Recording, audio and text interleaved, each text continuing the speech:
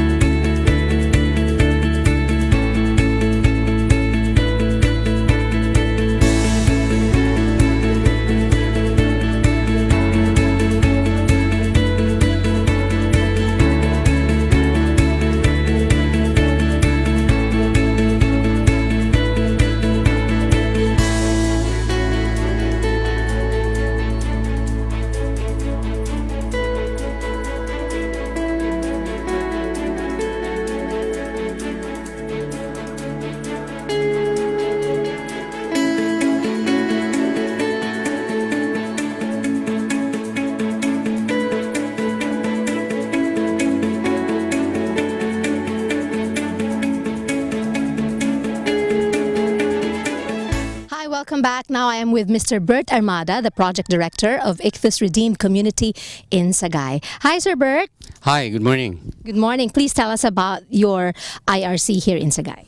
Well, the IRC community here in Sagay, we came in the aftermath of Typhoon Yolanda, and we saw much devastation here wrought by the typhoon, and we were here actually doing relief efforts. We came and saw the needs of the community, and we were compelled to stay, and that was almost 3 years ago, right after when Yolanda struck Northern Negros. So we came in here, we saw the great needs, and we started to gather resources and to help out the community here. We first started with our water system, which was an essential need of the community, and we have expanded right now.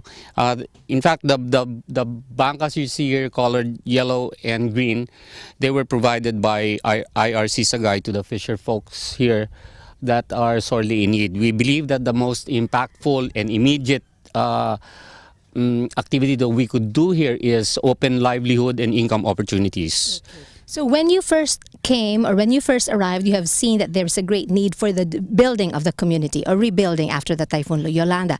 But even before that, perhaps they had already a need for intervention to develop the community. Yes. But the thing there is that, IRC just came, Yes. But Right. of course, it was already a community of great needs even before, before the typhoon struck.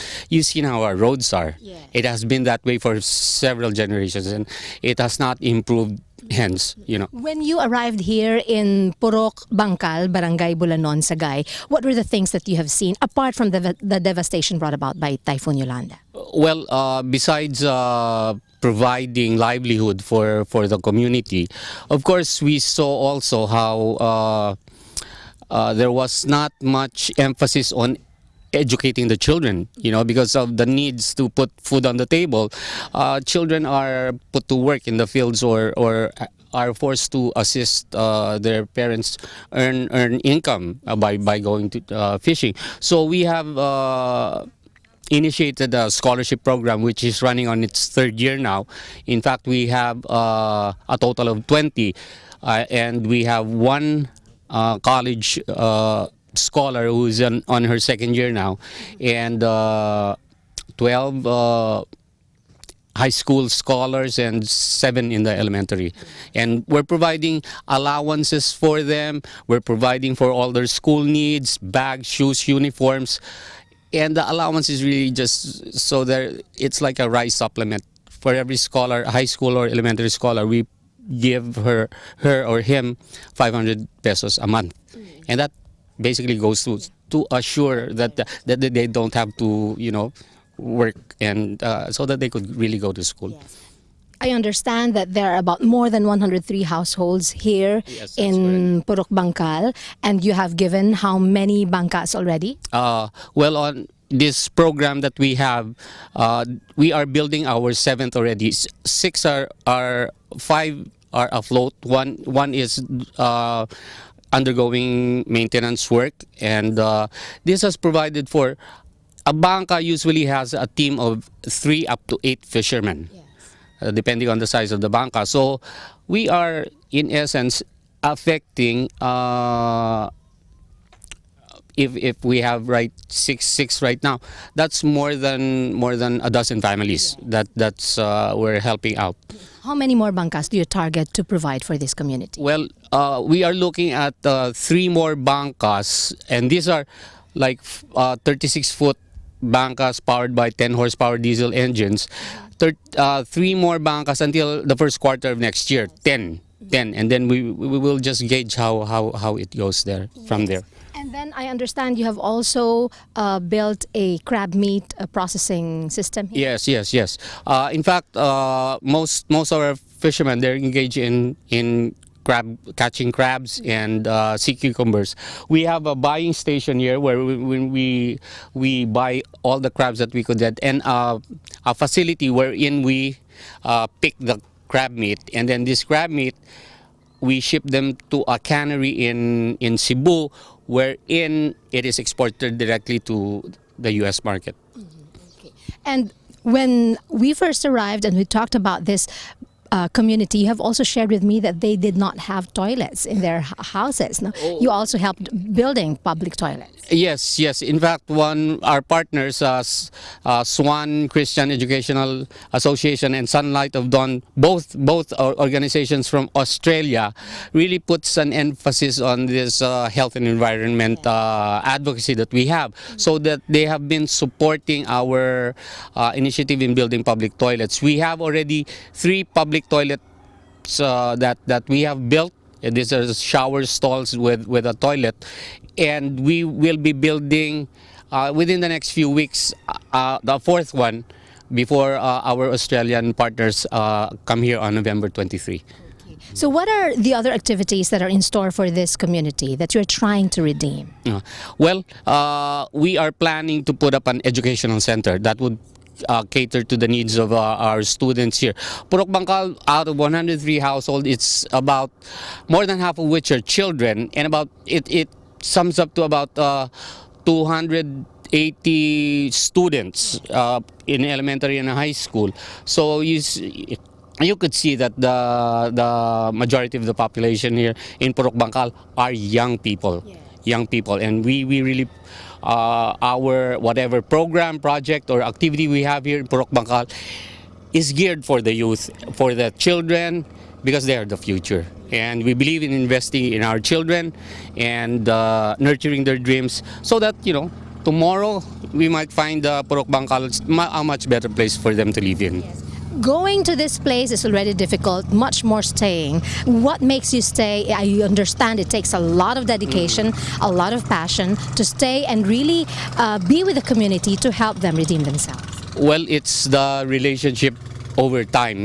We have established relationships here in Purok Bangkal, and it is reflected by how the people call me here.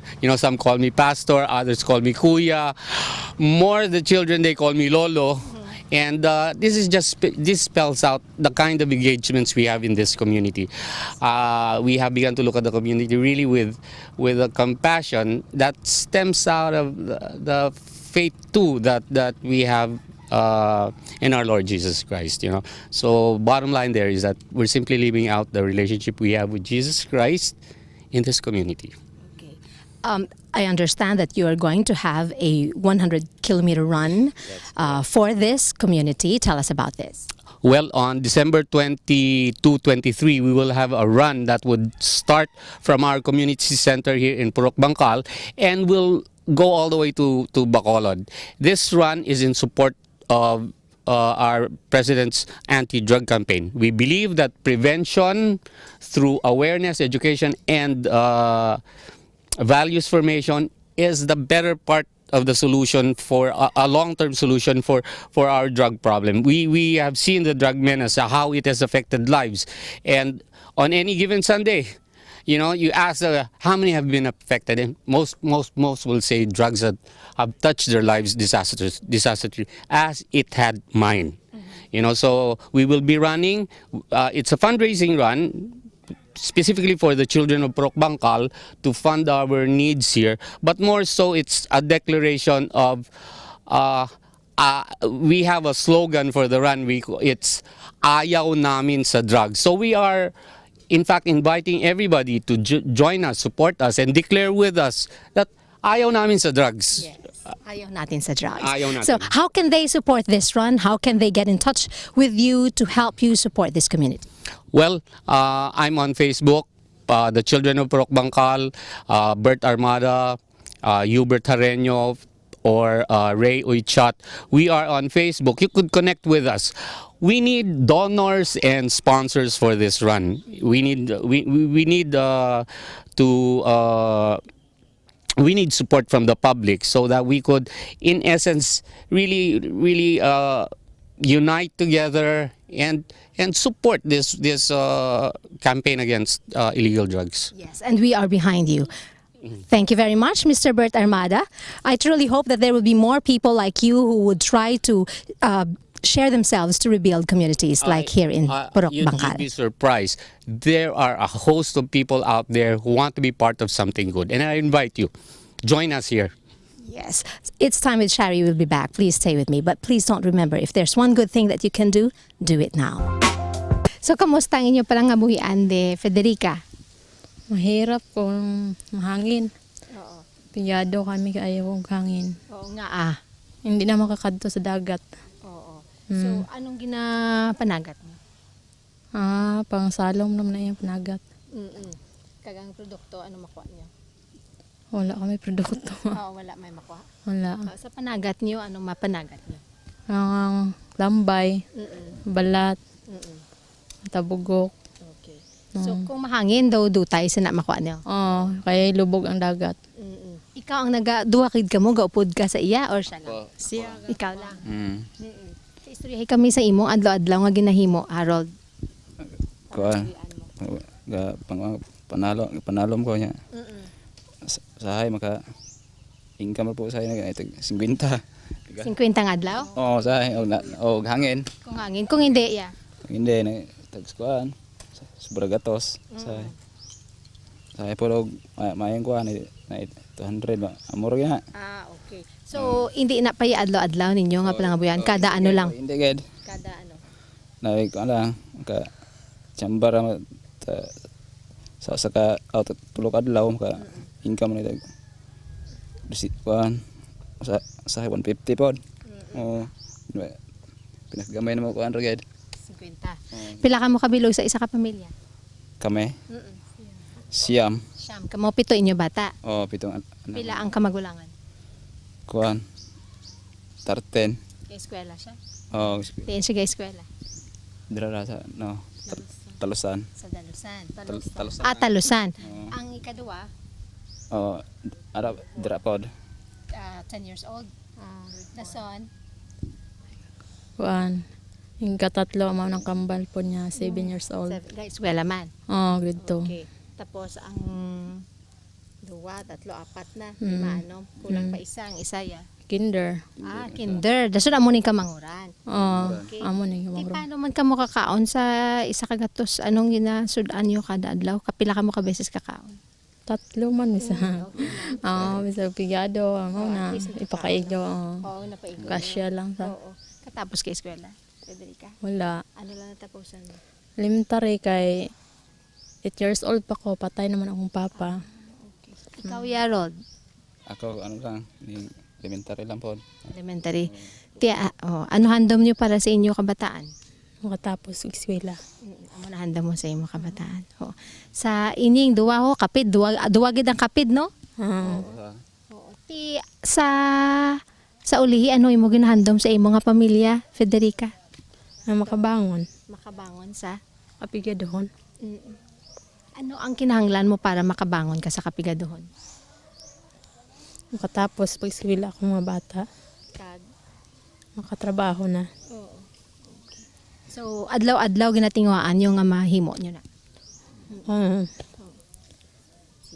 Salamat ginto Ikaw Yarold, anong ginaim mo para mabuligan ang imong kabataan kag imo pamilya nga makabangon? Kuan tinguha ko may sa ano panagat. Maka eskwela ko mga anak. So kung may ara kabi may mga pumultawo nga makabulig sa inyo, ano ang luyag mo nga ihambal sa ila? Kahit di may mga tao man nga naga kadto diri nga nagabulig para sa inyo bangka. Ang bangka mo imo gina or ginbululigan? Padala na sa ako. Padala sa imo. Oh, So, mukuha na lang plasing sa kada kilo. Lambayog sa balat. Ano ang luyag mo ihambal sa mga tao nga pwede makabulig sa imo?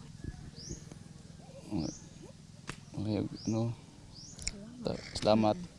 Salamat. Salamat. Ikaw to. Daghan salamat. Na binigyan ka Kuya Bert. Salamat. Okay, sige. Salamat, Gid. This is Purok Bangkal, Barangay Bulanon in Sagay City. The people here are united and focused to redeem themselves and try to build a community that would give a bright future for their children. Please come and help this community. They say you can give without loving, but you can never love without giving.